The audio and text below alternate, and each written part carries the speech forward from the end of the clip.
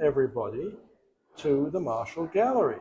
We are in our 23rd year, and one of our old friends has come back to rejoin us in the gallery, and it is none other than Maestro Don Quade. And I haven't seen Don in 13 years, and he hasn't aged a minute. You're too kind. He's fantastic. And he just had his 39th birthday, by the way. Yeah. So we are awfully pleased to have Don with us. This is Don's fabulous work here. I've never seen anything quite as creative, and I especially like that he puts music in upside down. I think it's upside down. But whatever it is, it's fantastic. And Don is all about the natural world and our relationship with the natural world. And of course, we humans have that unique ability to appreciate and understand art in all its forms. And so I would like Don to talk just a little bit about what motivates him and why his work is so beautiful. Thank you, Peter. Yes. Well, first of all, I'm very happy to be back at the Marshall Gallery. It's been a while, and I'm a big fan of Peter, and I'm a big fan of the gallery, and I'm in very good company here with a lot of other very talented artists. So I really appreciate the opportunity. And for this particular show, I was thinking about Arizona. I was thinking about the desert. One of the things that I'm really known for doing is a lot of organic shapes, as Peter mentioned, that connection with the natural world, making sure that, we have different perspectives. And so as we're looking at the paintings, there are different perspectives, as thinking about looking from above as well as looking straight on. And so the shapes that I particularly wanted to convey here were those of cactus and succulents. So can't have cactus and succulents without Arizona. So that's what I was thinking about as I was going through. And as a graphic design major in college, that background of how boiling down those shapes to their most simple form, I really wanted to focus on that, as well as the colors, the compositions, and then bringing in, my unique way of like collaging elements on the acrylic and using oil stick and different types of mediums there to, do that. So happy to be here. Thank you.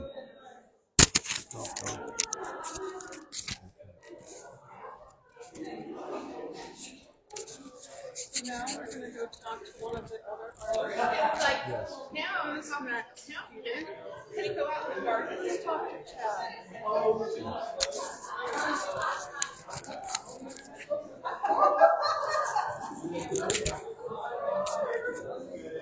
right. You could stand a little closer to the wall. His work. Let's go over here.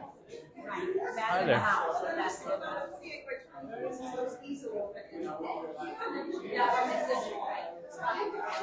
You have to come round here, Joy.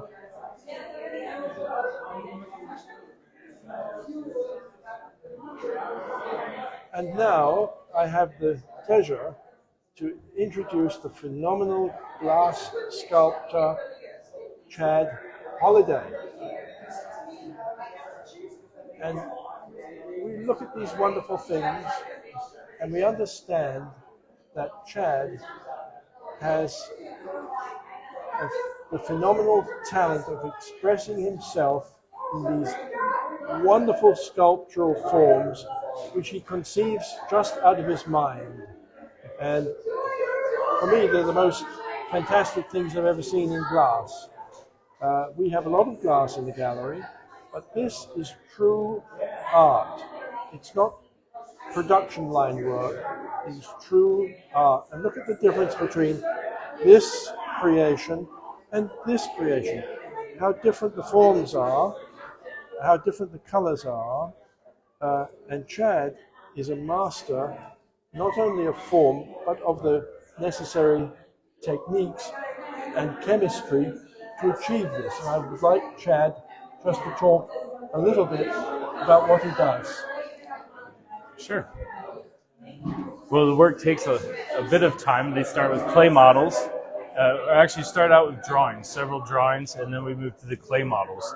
And we try to capture some of the enthusiasm of the drawings in the clay models. But with the glass, the material itself lends itself to be kind of a cold material, and some of the rigidity of the forms can take a bit of time, so you lose some of the freshness that you find in the drawings.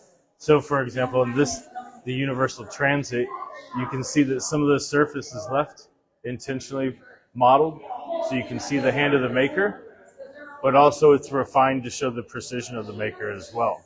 Again, with some of these like this, we've chosen to leave this surface here because it's what's necessary for the sculpture, and so it's about appropriateness and why you put one surface in one place and one surface in another. So here the texture lends itself almost to a metallic feeling, a visual feeling, and then the new textures here that I've been applying lately. Some of this is also a product of my recent injury, so we've modified the process to accommodate myself, which has allowed for some new investigations.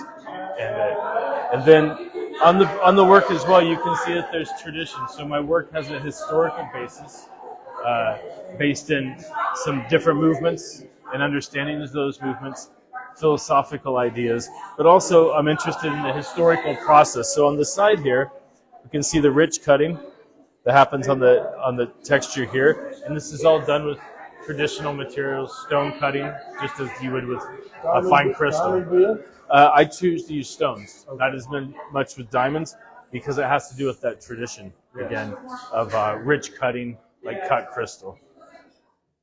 And then just choosing where the planes are rigid, where they're not. So do you have an influence is an historic artist or a movement that inspires you to create these forms? Sure. So initially they started with the constructivism, cubism, and some of these ideas from that. Check glass, which has a strong basis in cubism, the cast glass anyway specifically. But from my teaching that I do, I've also discovered there were some other informative movements at the same time period leading up to it. Primarily the Wiener Werkstätte, which was related to the secessionists, the Jugendstil, the Stil. And the interesting thing about the Austrian movements was the glass that was designed there by the architects and the painters was actually manufactured in the village I lived in the Czech Republic. A large portion of it was there. Made there. Austrian rule in those right, that's correct, under the Austrian-Hungarian Empire. Yep. Yes. And that's when the glass school was started that I worked at. Did you spend a lot of time in the Czech Republic? Sure, I was fortunate to receive a Fulbright to study glass education in northern Bohemia at the first glass school in the world, which then links back to those movements because that's where they were executing some of that work, like Hoffman and Becker and Uldrich, these guys. So, but from the teachings, I started to really see the connections between all these movements, namely starting in 1889 to 1933. Then we move into the Czech period in the 1950s, and then it's a contemporary glass. But ideally, all those movements, really one connection between most of them was appropriate use of material and material being used for a purpose. So we just don't cast something out of glass because it's fun.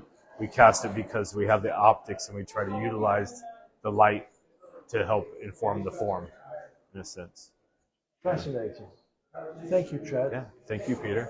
Yes. Thanks for having me. Going to turn this back around. Yes. All right, and now we will find another magnificent artist.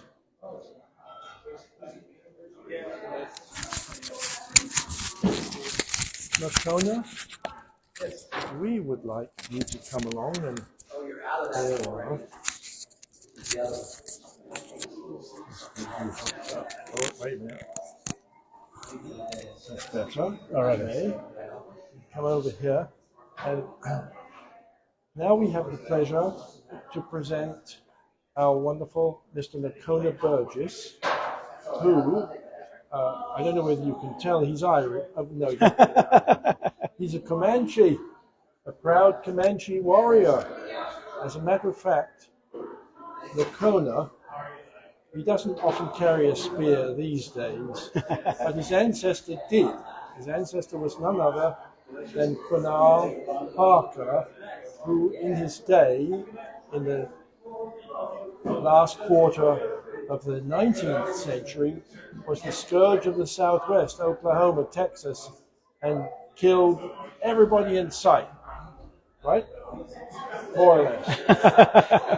And then finally settled down and held court at a vast ranch where he would welcome celebrities, including the President of the United States. It was quite remarkable.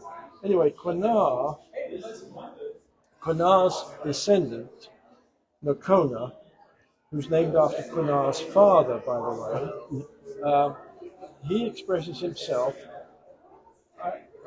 it's wrong of me to say in this native style, because it's much more complex than meets the eye at first glance. And so, because I generally don't do justice to Native American culture, you can tell that I'm not Native American. I'd like Nocona to talk a little bit about these wonderful things and what inspires him. Just the history itself, like I do a lot of research on the subjects that I'm painting, books, photographs. Some of them have lots of information about them. Someone like Sitting Bull would have books and books and books. So when you talk about photographs, you mean antique photographs of the age. Right. Yes. And so historical photographs. I do some contemporary people. The lady in the hat over here is a contemporary person, and I paint them in the same manner. But what I'm kind of known for is painting from these historical photographs. Use them as like a stepping off point and kind of like a real modern twist on it. And somewhere along the way, they just kind of meshed. I didn't really have a plan. I just kind of paint how I paint. And then the subject matter I've always been interested in. I've always read history books. I started out, my granddad bought me the Time Life books that kind of have the leather covers, the gunfighters, the great warriors, the great chiefs. And so that was kind of a big influence. And I've always read. And so somewhere along the way in art school and history and photographs, they all kind of came in together in this. And like I said, it's important to kind of retell their story and not kind of this romantic Indian type thing, but like a real story. Like these are real people that had real lives and real existence, and it's at this time that most of these photographs were taken, we were like the vanishing race. They thought we were going to be gone and exist no more and losing our culture. And in reality, it was the opposite. We were surviving. So these are fighters and survivors and strong people. So I'm kind of retelling the story visually. And so when people have these in their house, I want them to know who these people were, what they represented, and what they mean. And it's not just, chief at sunset or, some warrior on the horizon or whatever, but there's like a realism about them. And so that's kind of what I portray in the art. And so then you're trying to express a character that we have in essence lost. Right. To some degree. Right. And I think, even though this is monochromatic, sometimes when I paint them, all we've ever seen was the old black and white photographs. So when you put skin tones or colors or beads or all, it kind of breathes life back into it because, Native they wore all these like beautiful colors and all these things like that. So I think just kind of looking at it with color and the vibrancy that they were really adds to it and not kind of this black and white photograph. And so that's one thing that I try to like breathe life back into it, Thank you. Yeah. Well done. Thank you, everybody, for tuning in and watching us, humble people, in this magnificent gallery. Thank you, everyone. All right. You're good. De Carlo to me.